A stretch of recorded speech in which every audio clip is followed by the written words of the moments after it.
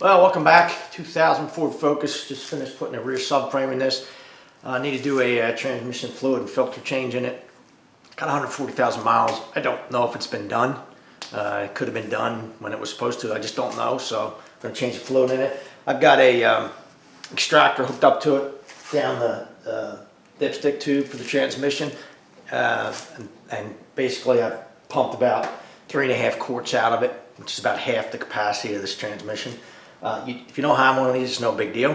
Just when you undo the pan in the bottom, that's when you're going to drain everything. You just got to be careful because you make a mess in a hurry. But I have one of these, and it just makes it so much easier because I take that pan off. I don't get fluid all over the place. I don't have to worry about it. So we're going to go underneath next, I guess, and drop the pan on this and pull the filter, put a new filter in, and we're going to do a flush on this where I'm going to pump all the fluid out of this car through the cooler line, one of the cooler lines, and replace everything. If you don't have to do that. I like to do that in a lot of cars, especially when I don't know how long it's been. You can just do a spill and fill, which is drain the pan, put a new filter in it, fill it back up, and you'll get probably half the fluid out of it. And then if you're doing that, I like to do it again in another 10 or 15,000 miles. Do it again, and then you're good for whatever the interval for your car is. It depends on what the car is. So we're just going to go and do this.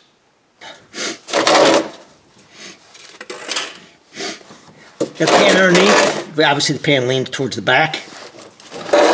So I've got the pan towards the back here. I don't expect to get much fluid out of here because I've drained it already. But if you are draining this, leave the four corners, and you want to tip this pan and get it to go to the back and have your pan on there so you don't get fluid all over the place. This pan's kind of shaped narrow at this end, so that kind of helps. I'm just going to start taking these out. I took my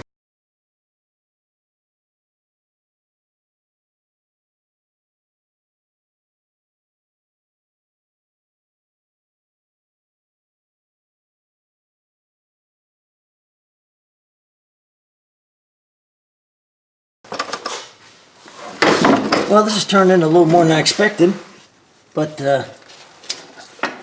let me, before I go knocking this thing loose, I want to put a bolt in here so it can't fall.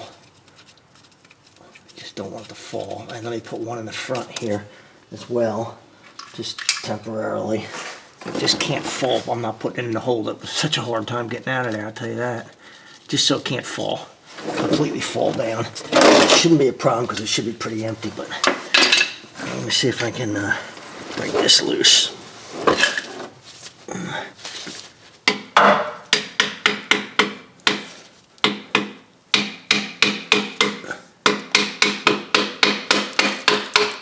Here, I don't know if you can hear that, but you can hear it breaking the seal. This must be silicone. That side is pretty good. Doesn't want to let go of that. There it goes. I don't know if that was silicone or just a paper gasket or just corrosion. No, corrosion, I would expect it to be leaking now. I don't think it's that. There it goes. Just tough to get loose.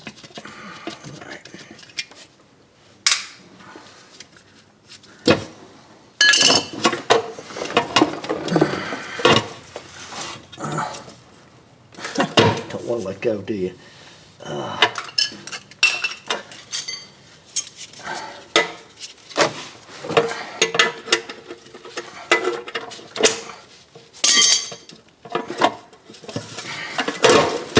Good thing it's not full because I'd be leaking all over the place right now. Alright. Like I said, shouldn't be much coming out of that. It's really pretty empty. Little connector, take that off. Should be able to drop this right down. Pull this filter down. Nothing that holds it except it's just pushed in. There we go. Expect a little bit of fluid there. Not much. Alright. We're just going to let that drain. And then get a new filter for it. I'm gonna have to do some work here to get that out, to get this. That's interesting. O-ring. This has an O-ring. There's no seal to drive out. Sometimes the GMs have, a lot of times have a seal. You have to pry the old one out and drive a new one in. But this is just an O-ring. We're going to need to clean this mating surface as well. So I don't like using silicone usually. It looks like this one. I don't know if it was ever done, so we're going to put silicone back on it probably because that's what came off of it. Not a lot, but we'll have to clean that up as well.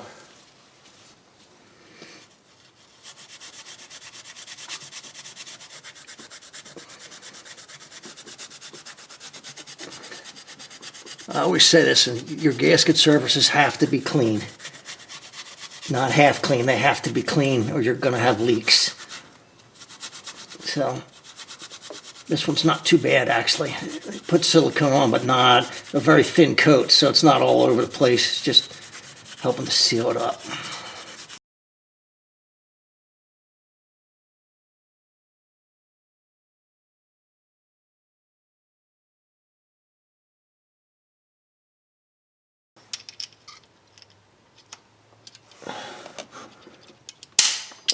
Come on.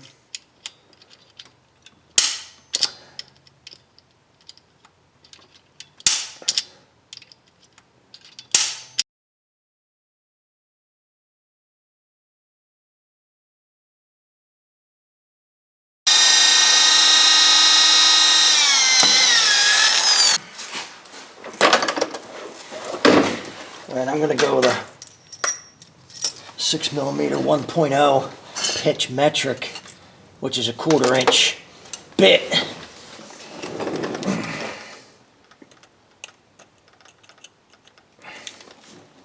That'll be fun.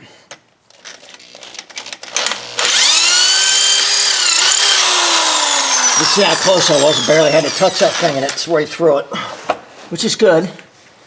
I'll have to clean that up when I'm done. It's got a little bit of burr on it, but we'll just clean that up.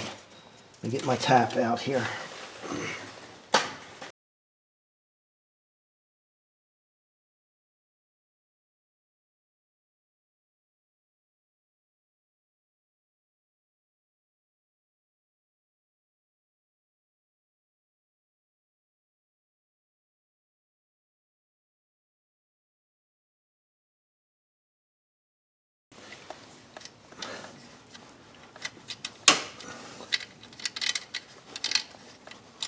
Not much more.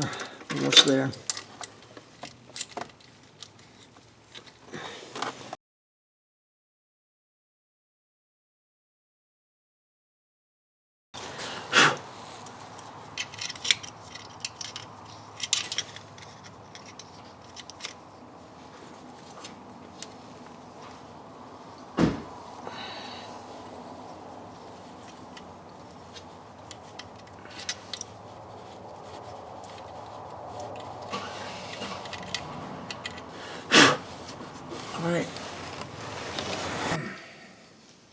Alright, so I threaded it onto the tool.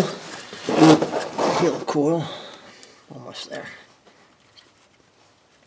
One thing you want to do is make sure it's not sticking out past the mating surface here. You want to be down flush, or actually a little past flush. I like to put them a little past flush. Unscrew it.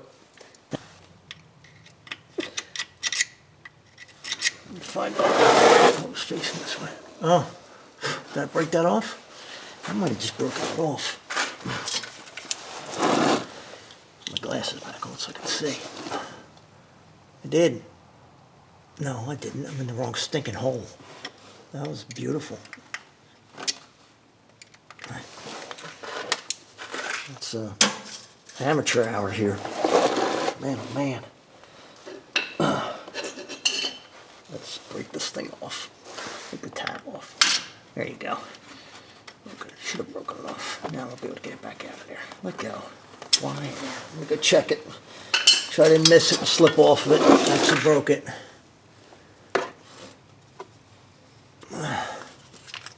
Yep, it's gone. Broke it off.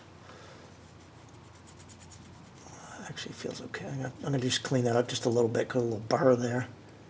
Broke that tab off. It'll stay put now. Got my pan. Finally have it off. Cleaned it. Brake clean. You have this magnet in here. Pull that magnet out. Just comes out. Clean it off. We have powdered metal residue on it. That's normal. I'm sure it goes back in. This pan had no gasket. The kit comes with this kind of gasket. I don't really like these. They tend to leak. Just had a thin coat of silicone, so I'm going to do the same thing going back in. We're going to put a thin coat of silicone all the way around it. I have my new filter. I have a little bit of lubricated that O-ring with a little bit of fluid. There's a pin on this side. It has to go in this hole over here. You just kind of line it up.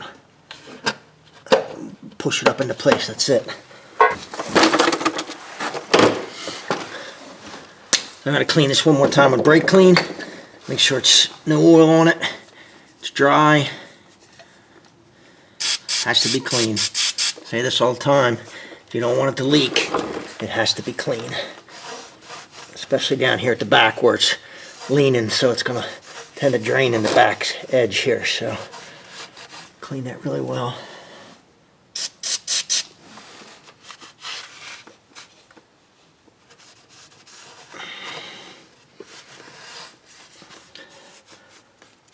Okay, have my thin coat of silicone on this. Not a lot, you don't need a lot.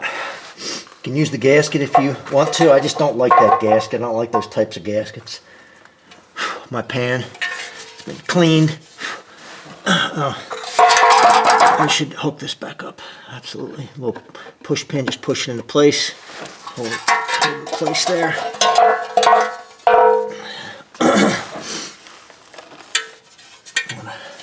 Get a couple bolts here, get this ring, get a hold of it. I'm gonna grab a couple bolts. I cleaned all my bolts, so they're nice and clean. There's no corrosion on them. Just gonna set this up in place and get a couple bolts started in it. Not a lot of torque on this. I think it's 62 inch-pounds is what it calls for. So.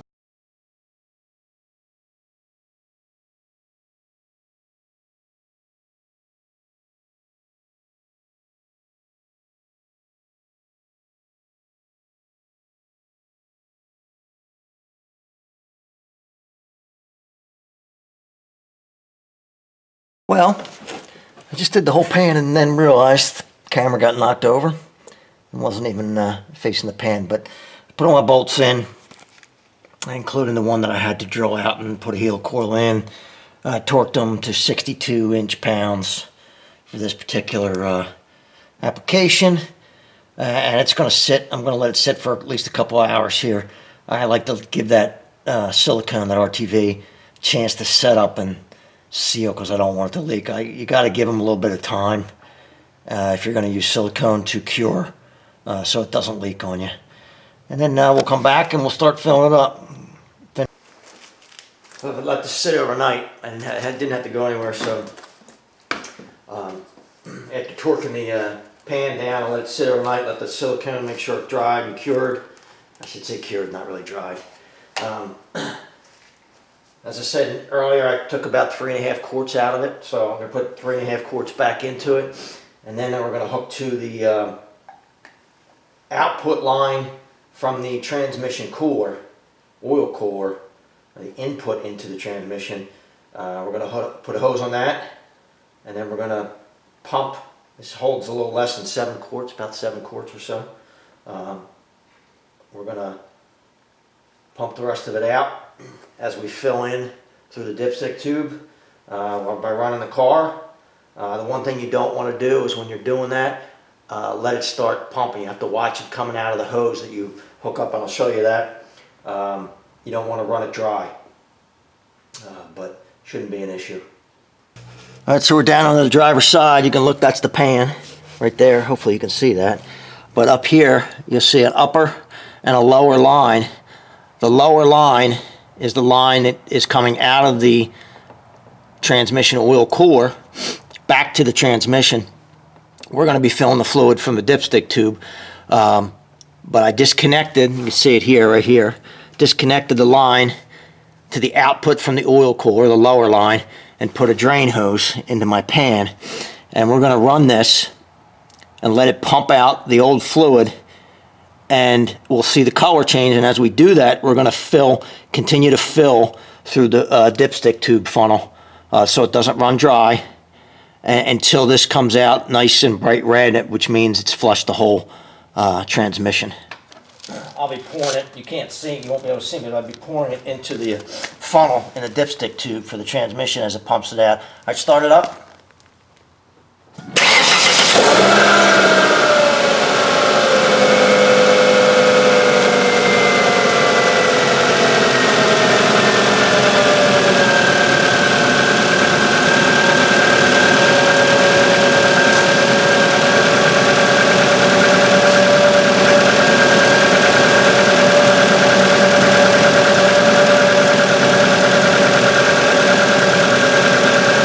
Shut it off.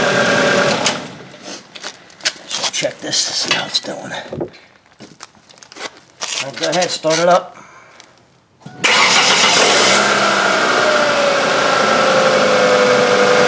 am filling it at the same time it's pumping it out.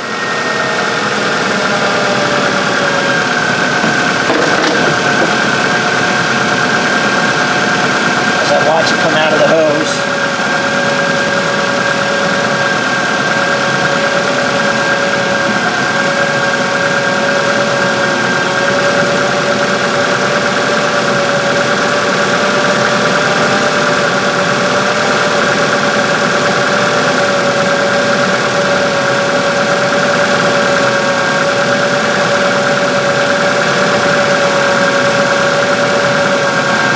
Shut it off. It looks pretty good right now. It's still going. I'm trying to get it in a spot where you can actually see what's happening. And I'm trying to figure out how to do that. It's still pretty dirty coming out of there. It might be a little difficult for you to see that, but not real clean. Coming out pretty dirty. It'll be bright red.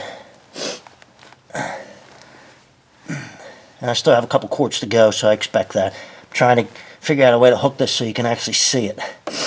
I don't know how I'm going to do that, but I'm trying to figure that out. Okay, start it up.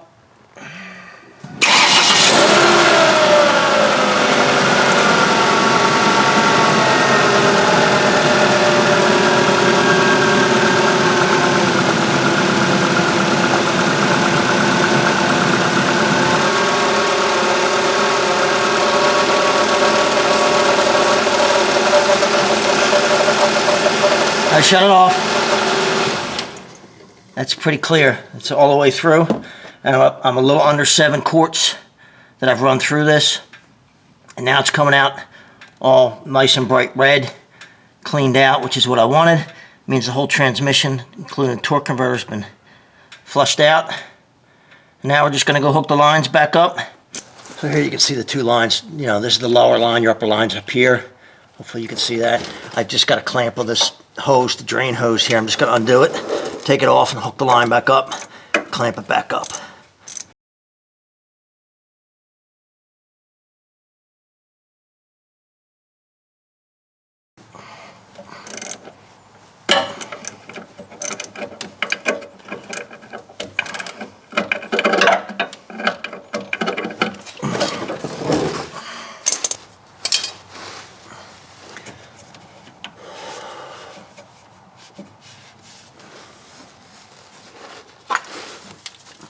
Okay, we'll go for 1,001 uses.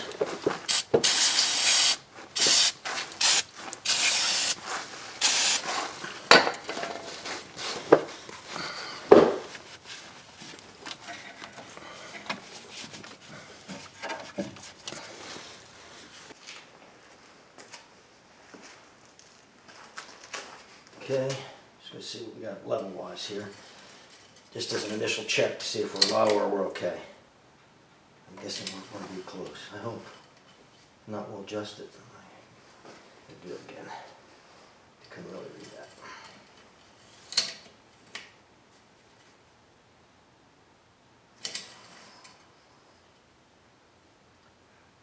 It's a little bit low, but I'm going to put a little bit in there. It's right down here, just barely touching the bottom of the dipstick. You want to be inside these two marks, but that's at temperature. It's going to expand considerably when it's up to temperature. Look in your owner's manual, it'll tell you how to check the fluid. I will add just a little bit to this, and then I'm going to run it, bring it up to temperature, shift it through all the gears, make sure each gear engages, and then it's got to be up to temperature for this particular car to check it and make sure it's between those two marks. That's where you want it. And that's it. That's pretty much all there is to it. It's not a very difficult job. That's it for changing the transmission fluid and filter in this 2000 Ford Focus. Pretty easy car to do it on. The design of the cooler hoses into the oil cooler for the transmission, you can just unclamp them, hook a drain hose to it, and makes it pretty easy. Some are a little more difficult, but this one's pretty easy. If you had to do this for your car, I hope it helps you out. If you like the video, subscribe below. Thanks for watching.